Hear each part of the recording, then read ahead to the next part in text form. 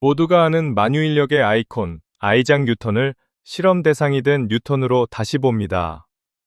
책상이 사과보다 더 아찔한 장면이 있죠. 그는 젊은 시절 안구와 안화 사이에 보드킨이라 불린 바늘 모양의 도구를 밀어넣고 직접 눈을 눌러 색과 빛이 어떻게 보이는지 관찰했습니다. 그리고 한 번은 태양의 상을 거울에 비춰 응시하다가 시야를 망가뜨려 암실에서 며칠을 보내고 여러 달 동안 잔상에 시달렸습니다. 이 위험한 호기심은 왜 무엇을 남겼을까요? 뉴턴이 이런 실험을 한 건 1660년대 초반 20살 무렵입니다.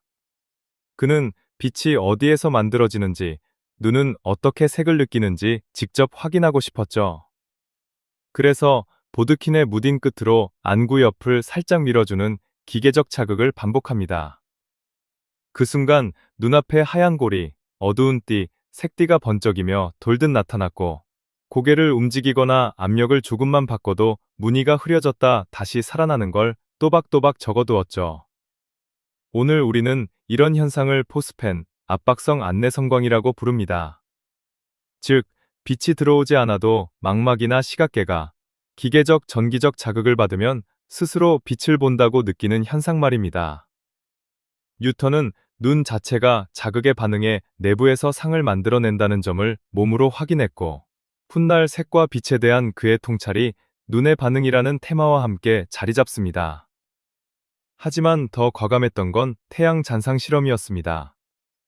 그는 어두운 방에서 거울에 비친 태양을 바라보면 동공이 커진 상태로 강한 빛을 더 많이 받아 잔상이 오래 간다고 추정했고, 실제로 시도합니다. 결과는 파국에 가까웠죠. 얼룩과 색띠가 시야 곳곳에 맴돌았고 암실에서 3일을 꼼짝 못했으며 잔상은 몇 달간 서서히 흐려졌다는 기록이 남습니다. 뉴턴은 상상, 즉 시각계가 만들어내는 내부 영상이 태양의 강한 자극과 같은 형태로 남는다고 적었고, 이후 태양을 직접 응시하지 말라고 스스로 경고했습니다. 당시 나이가 22세 전후였다는 증거도 전해지죠. 무모함과 통찰이 한몸이던 순간이었습니다. 우리가 눈꺼풀을 가볍게 눌렀을 때 보이는 점, 고리, 번쩍임, 뉴턴이 본 것도 본질적으로 그것입니다. 그는 압력, 시각 경험의 인과를 정량적 묘사에 가깝게 서술했고, 이 기록은 훗날 색채 실험과 프리즘 분광으로 이어지는 그의 빛 연구 습관, 직접 보고 직접 만들어 본다를 잘 보여줍니다. 300년이 지난 오늘의 언어로 바꾸면 입력의 종류가 바뀌어도 시각계는 일정한 방식으로 반응한다는 일관성을 몸으로 탐구한 셈이죠. 물론 위험성은 분명합니다. 현대 기준의 연구윤리 안전 기준으로 보면 망막과 시신경에 비가역적 손상을 남길 수 있는 시도였으니까요.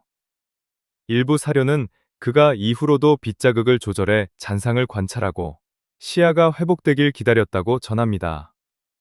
이 과정에서 뉴턴은 눈이 느끼는 색과 패턴이 외부 물체의 성질뿐 아니라 관찰자의 생리 상태에 의존한다는 사실을 체득했고, 관찰과 관찰자가 분리되지 않는다는 과학철학적 함의까지 남겼습니다. 객관적 데이터를 사랑한 거장도 결국 몸이라는 실험실에서 출발했던 겁니다. 보드킨 실험은 빛이 없어도 보이는 빛을, 태양 잔상은 강렬한 자극이 남기는 지각의 흔적을 극적으로 보여줍니다. 뉴턴은 거기서 물러서지 않고 프리즘으로 색분해를 반복하며 빛의 스펙트럼을 체계화하고 결국 색은 빛 자체의 성질이라는 혁신적 결론으로 나아갑니다.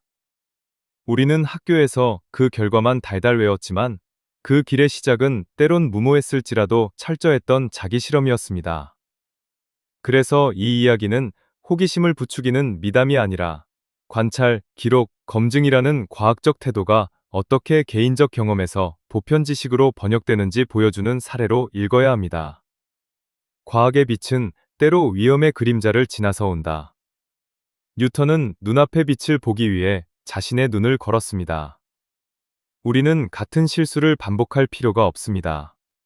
대신 그가 남긴 기록과 교훈을 더 안전하고 정교한 도구로 이어가면 됩니다. 감사합니다.